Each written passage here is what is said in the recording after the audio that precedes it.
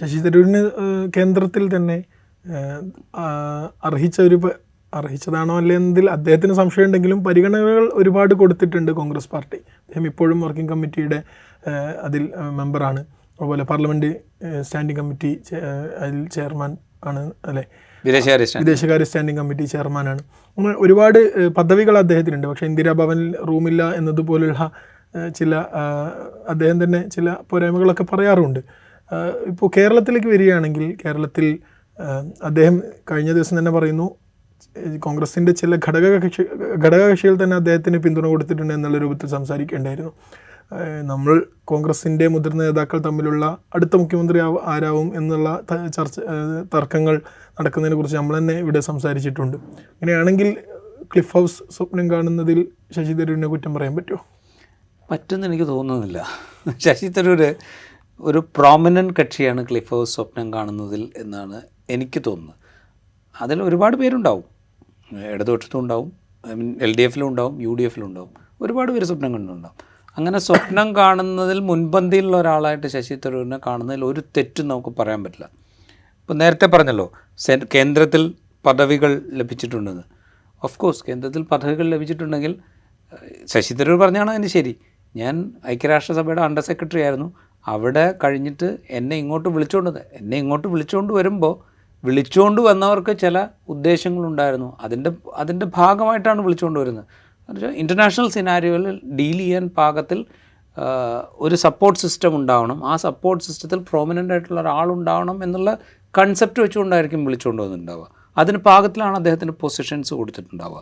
അത് കഴിഞ്ഞിട്ട് ഇപ്പോൾ 2014 മുതൽ ഇങ്ങോട്ട് അദ്ദേഹം നോക്കുമ്പോൾ കേന്ദ്രത്തിൽ അധികാരത്തിലില്ല, കേന്ദ്രത്തിൽ എന്തെങ്കിലും ചെയ്യാൻ പറ്റും എന്നുള്ളൊരു പ്രതീക്ഷ അദ്ദേഹത്തിനില്ല. ഉടനെ ഏതെങ്കിലും തരത്തിൽ അത് റിട്രീവ് ചെയ്യാൻ പറ്റും എന്ന് തോന്നുന്നുമില്ല. പിന്നെ അദ്ദേഹത്തിന് ചെയ്യാൻ കഴിയുന്ന കാര്യങ്ങൾ എന്താ? അദ്ദേഹത്തിൻ്റെ ഓൺ സ്റ്റേറ്റിൽ എന്തെങ്കിലും ചെയ്യാൻ പറ്റുമോ എന്ന് ചിന്തിക്കുകയാണ്. അങ്ങനെ ചിന്തിക്കുമ്പോൾ ഞാൻ മുന്നിൽ നിന്ന് നയിക്കുകയാണെങ്കിൽ ഈ ഭരണം തിരിച്ചു പിടിക്കാൻ പറ്റുമോ? അദ്ദേഹം കാണുന്നത് ഞാൻ മുന്നിൽ നിന്ന് നയിച്ചാൽ ഇത് തിരിച്ചു പിടിക്കാൻ പറ്റും എന്നാണ്. നമ്മൾ ആ സിനാരിയോ ഒന്ന് ആലോചിച്ച് നോക്കുക. ഒരു ഭാഗത്ത് പിണറായി വിജയനും ഒരു ഭാഗത്ത് ശശി തരൂരും ലീഡ് ചെയ്യുന്ന രണ്ട് ഫോഴ്സസ് ഇലക്ഷന് മത്സരിക്കുകയാണെന്ന് വിചാരിക്കുക. അവിടെ ഒരു ഫൈറ്റിനുള്ള സ്കോപ്പുണ്ട് എന്ന് അദ്ദേഹം കരുതുന്നു. അതിൽ ലോജിക്കുണ്ട് എന്നാണ് എനിക്ക് തോന്നുന്നത്. ലോജിക്കുണ്ട് താനും. അതർവൈസ് അദ്ദേഹത്തിൻ്റെ ഒരു കാഴ്ചപ്പാടിൽ VD സതീശനാണ് മത്സരിക്കുന്നത് UDFൻ്റെ ലീഡർഷിപ്പിൽ എന്ന് വിചാരിക്കാം. അവിടെ പിണറായി വിജയനും VD സതീശനും കൂടെ മത്സരിക്കുമ്പോൾ അതിൽ ഞാനാണ് ലീഡർഷിപ്പിലെങ്കിൽ കിട്ടുന്ന എഡ്ജ് കിട്ടുമോ?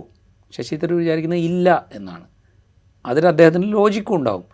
കാരണം അട്ടർ നെഗറ്റിവിറ്റി ആയിട്ടല്ല ഈ സൊസൈറ്റിയെ സമീപിക്കേണ്ടത് എന്ന് ശശി തരൂർ വിചാരിക്കുന്നു. നമ്മൾ VD സതീശൻ്റെ കഴിഞ്ഞ കാലത്തെ പെർഫോമൻസ് നമ്മളൊന്ന് എടുത്ത് നോക്കുക.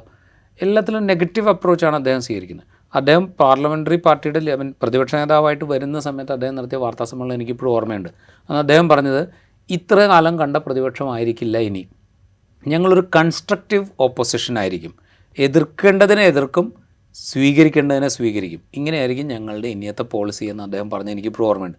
അന്ന് ഞാൻ വളരെ ഭയങ്കരമായി തന്നെ പോസിറ്റീവായി കണ്ടിരുന്നു. കാരണം വെച്ച് കഴിഞ്ഞാൽ ഇത് ടോൺ മുഴുവൻ മാറുകയാണ്, ഇങ്ങനെയാണ് പുതിയൊരു സിസ്റ്റം വരേണ്ടതെന്ന് ഞാൻ വിചാരിച്ചിരുന്നു. പക്ഷേ അതിനുശേഷം VD സതീശൻ എന്ന് പറഞ്ഞാൽ ഈച്ച് ആൻഡ് എവരിത്തിങ്ങിനെ ഒപ്പോസ് ചെയ്യുന്നൊരു മനുഷ്യനായിട്ടാണ് കാണുന്നത്. ശശി തരൂർ ഈ പോസിറ്റീവായിട്ട് വ്യവസായ നയത്തെ പറഞ്ഞതിന് ശേഷമാണ് VD സതീശൻ പറയുന്നത് ഞങ്ങൾ ഈ ഗ്ലോബൽ ഇൻവെസ്റ്റേഴ്സ് മീറ്റിൽ പങ്കെടുക്കും. അത് കഴിഞ്ഞിട്ട് അദ്ദേഹം അവിടെ പ്രസംഗിക്കുന്നത് എന്താ? ഞങ്ങൾ ഇതിനെ എതിർക്കുന്നില്ല, ഒരു വ്യവസായവൽകൃത സൊസൈറ്റി ഉണ്ടാകുന്നതിനെ ഞങ്ങൾ പിന്തുണയ്ക്കും എന്ന് അദ്ദേഹം പറയുന്ന കാഴ്ച നമ്മൾ കണ്ടു. അപ്പോൾ തരൂർ പറയുന്നതിന് ചില ഇമ്പാക്റ്റെങ്കിലും ഉണ്ടാകുന്നുണ്ട് എന്നാണ് എനിക്ക് തോന്നുന്നത്. ആ ഇമ്പാക്റ്റ് പോലും പോസിറ്റീവാണ്. തരൂർ ഒരുപക്ഷെ നേതൃത്വത്തിലേക്ക് വന്നില്ലെങ്കിൽ പോലും തരൂർ ഈ പറയുന്ന കാര്യങ്ങൾ കോൺഗ്രസ് നേതൃത്വത്തെ മാറി ചിന്തിക്കാൻ പ്രേരിപ്പിക്കുന്നുണ്ട് എങ്കിൽ, കോൺഗ്രസിൻ്റെ കാര്യങ്ങളിൽ ഏറ്റവും കൂടുതൽ അഭിപ്രായം പറഞ്ഞുകൊണ്ടിരിക്കുന്ന, അല്ല പരസ്യമായിട്ടല്ലെങ്കിലും പരോക്ഷമായ അഭിപ്രായം പറഞ്ഞുകൊണ്ടിരുന്ന മുസ്ലിം ലീഗ് എന്തുകൊണ്ടാണ് തരൂരിനെ വിമർശിക്കാതിരിക്കുന്നത്? മുസ്ലിം ലീഗിന് അത് മനസ്സിലാവുന്നുണ്ട്. ഈ സിസ്റ്റം മാറണമെങ്കിൽ അവിടെ ഒരു പോസിറ്റിവിറ്റിയുടെ എലിമെൻറ്റ് വേണ്ടി വരും എന്ന് മുസ്ലിം ലീഗിന് മനസ്സിലാവുന്നുണ്ട്. അതുകൊണ്ടാണ് മുസ്ലിം ലീഗ് തരൂരിന് ഒന്ന് ആലോചിച്ച് നോക്കൂ. കേരളത്തിലെ ലീഡർഷിപ്പ്, കോൺഗ്രസിൻ്റെ ലീഡർഷിപ്പ് വെച്ച് നോക്കുമ്പോൾ രമേശ് ചെന്നിത്തലയാണോ, VD സതീശനാണോ, ശശി തരൂരാണോ, ആരാണ് ലീഗിനെ സംബന്ധിച്ച് ഒരു ഇമ്മീഡിയറ്റ് ടച്ച് പോയിൻ്റ്? അത് വി ഡി സതീശനാണ് അല്ലെങ്കിൽ രമേശ് ചെന്നിത്തലയാണ്. അത് കഴിഞ്ഞിട്ട് തരൂർ വരും. എന്നിട്ട് അവർ തരൂരിനെ വിമർശിക്കാതിരിക്കണമെങ്കിൽ അവരൊരു മെസ്സേജ് കൊടുക്കാൻ ശ്രമിക്കുകയാണ്. ആ മെസ്സേജ് വി ഡി സതീശനെ പോലുള്ള ആളുകൾ ഉൾക്കൊള്ളുന്നുണ്ട് എന്നാണ് എനിക്ക് തോന്നുന്നത്. അതുകൊണ്ടാണ് അവരിപ്പോൾ തൽക്കാലത്തേക്ക് മിണ്ടാതിരിക്കുന്നത്.